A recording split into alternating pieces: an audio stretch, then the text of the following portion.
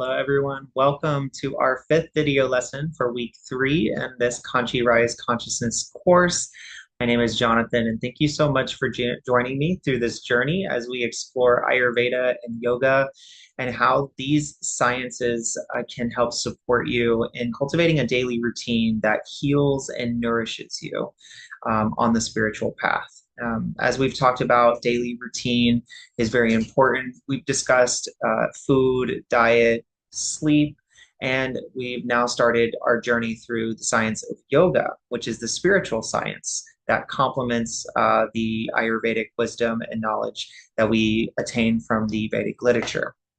And we talked last time about the moral codes, the yamas and niyamas, and introduced the yoga asanas. Well, today I want to talk more about the rest of the limbs of yoga and what yoga actually is, as well as how to sequence your daily routine through these practices in a way that's coherent and helps you maximize the benefit, especially time, to be most efficient with your time, as most of us live, busy lives. And so carving out the time for our spiritual practices is difficult enough, and then utilizing that time efficiently is also important. So I hope to help with that goal today. Diving into the limbs of yoga, we talked about yama, niyama, and asana being the first three. So asana practice being when we're actually doing the physical postures, the physical postures that help align our energy so that our consciousness can and intelligence can flow more freely. Once our consciousness is actually flowing more freely, then we can enliven our minds, which is the more subtle aspect of our experience. So, yoga recognizes that we are ultimately the self, the witness to our experience, and that witnessing consciousness is experiencing life through all these different levels. So, we experience life through our mind, through the mental lens, we experience life through the body, through physical sensations, and we experience life through the emotional, intuitive feeling state. And so, breath work and breath control is a wonderful way for us to actually settle our mind so that we can actually tune into those more subtle aspects of our experience. And it's one of the reasons I highlighted pranayama as a tool and practice to incorporate into your daily routine throughout this week 3 course, because pranayama is a powerful technique that incorporates the breath, because our breath is the bridge between our consciousness and the physical world. So the breath is that interface that actually allows us to interact with consciousness and to bring more consciousness into our being. And in yoga, it's called prana. Prana is the vital life force energy. My teachers have called it the reverberation of consciousness. So consciousness is the oneness of life. And then prana, that life force energy, is the actual emanation, the vibration of consciousness itself that gives rise to life and also enlivens life. And so we get prana from clean food, clean air, and clean water. Those are the 3 primary sources that we get prana, life force energy. But we also get prana from being out in nature, right? So when we incorporate our spiritual practices in nature, the power and profundity and effect of those spiritual practices are amplified because of the prana that's readily available to us in nature. And so, incorporating the breath, pranayama, as a practice in our daily routine is really important. And then, as you see in the 8 limbs of yoga, we go into detachment, where you turn inward. Pranayama is a great way to start to tune inward, to start feeling those more subtle aspects of your experience. But then we utilize dharana and dhyana, so concentration and meditation, which is a practice of inward study.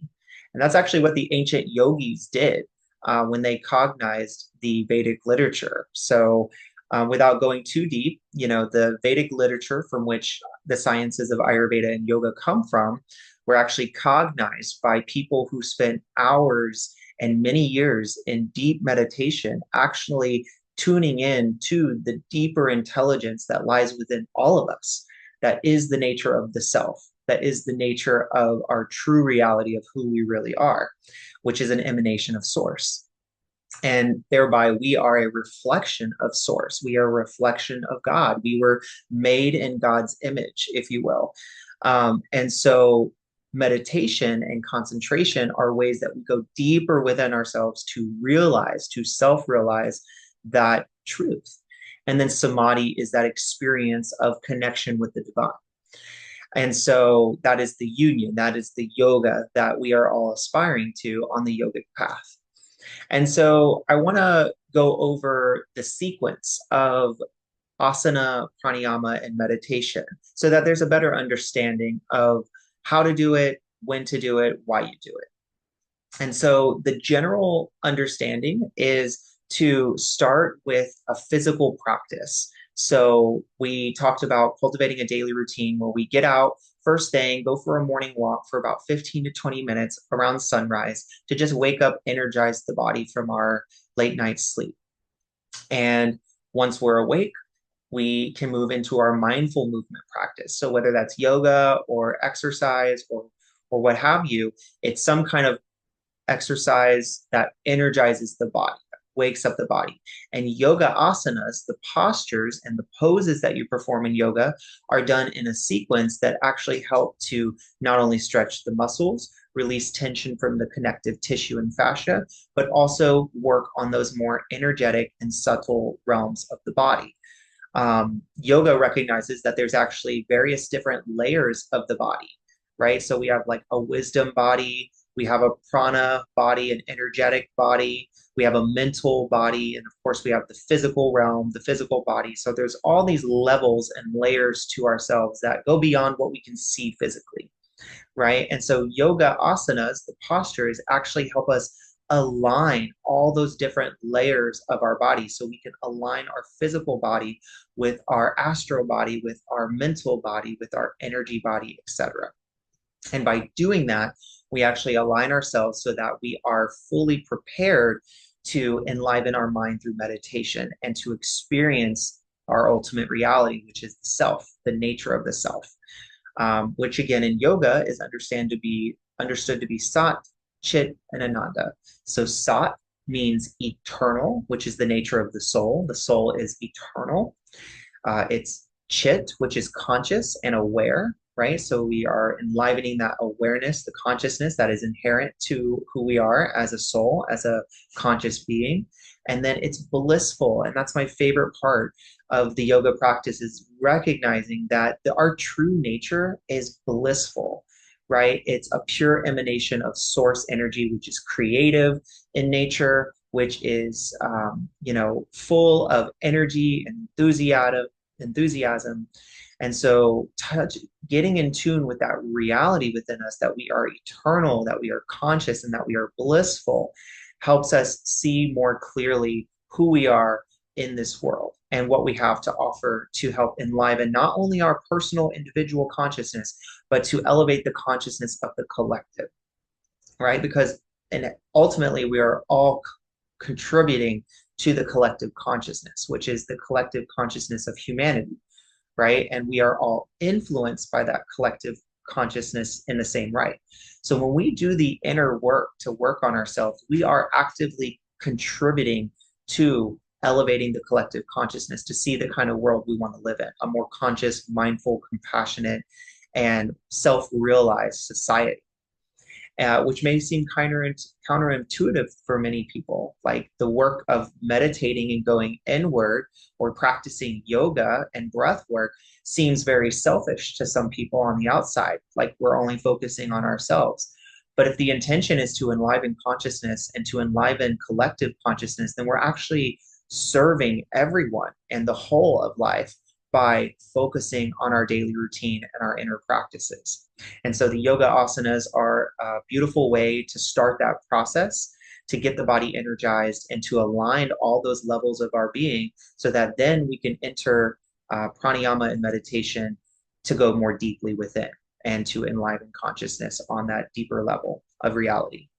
And so the pranayama part is focusing on the mind and the nervous system. So the techniques that we've learned throughout this week help to calm the nervous system so that the mind can settle and you can actually transcend the mind, right? Because as long as you are confined within the realm of the mind, it's actually really hard to see outside of that and that to experience yourself and the true reality of your being outside of the mental concepts and the thoughts and the narratives and the stories that are created within the realms of the conscious mind or the mental body. And so meditation is that process that allows you to truly go inward and to study yourself. Transcending the mind is an important part of the meditation process. And there are many different types of meditation techniques that you can try. There are guided meditations. There's also mantra meditations, which I am fond of. It's using a sound as a concentration focal point for you to actually be guided to a deeper and more quiet space. One form of mantra meditation that I highly recommend is called transcendental meditation. And there's actually an organization that teaches an official technique. It's called the Transcendental Meditation Technique. You can go to tm.org to find out more information about this technique, but it's actually been studied. There's research that shows the physiological benefits of practicing this technique. And there's also holistic benefits too, as far as improved relationships and reduced crime rates. And there's all kinds of amazing studies that have been done on this technique that show the efficacy and the ability for the mind to transcend itself. And if you're interested in knowing more about consciousness, there's a wonderful book by Dr. Tony Nader, who's involved with the transcendental meditation technique and movement. He wrote a book called Consciousness is All There Is. And it's a wonderful book that goes into the mechanics of consciousness. So if you'd like to dive deeper, that's a wonderful resource that's available. But in short, and to summarize, the technique and the practice of yoga starts with the yoga asanas. So learning what postures work for your body, a nice sequence. You can go to a class or you can learn online.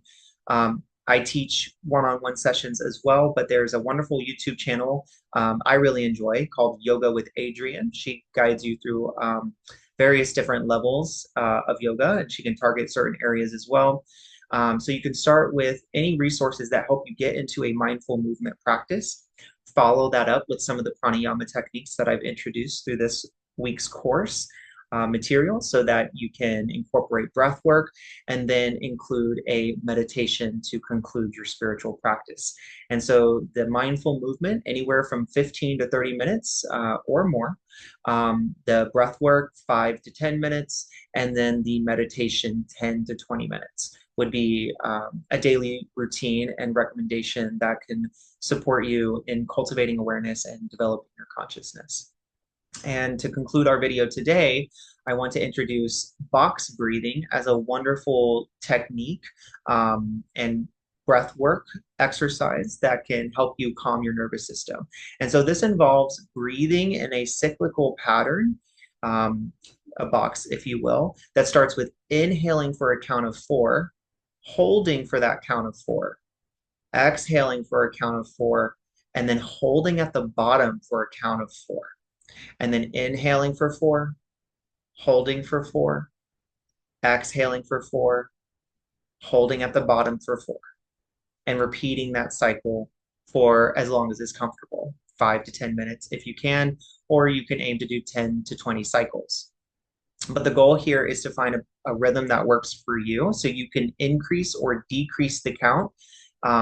So inhale for 3, hold for 3, exhale for 3, hold at the bottom for 3, and then repeat that pattern, or you can increase it based off of what works for you. So I invite you to practice this for a few minutes and to journal about your experience as well as this discussion and what you'd like to integrate into your daily routine as a result of learning about Ayurveda and learning about the yoga practice.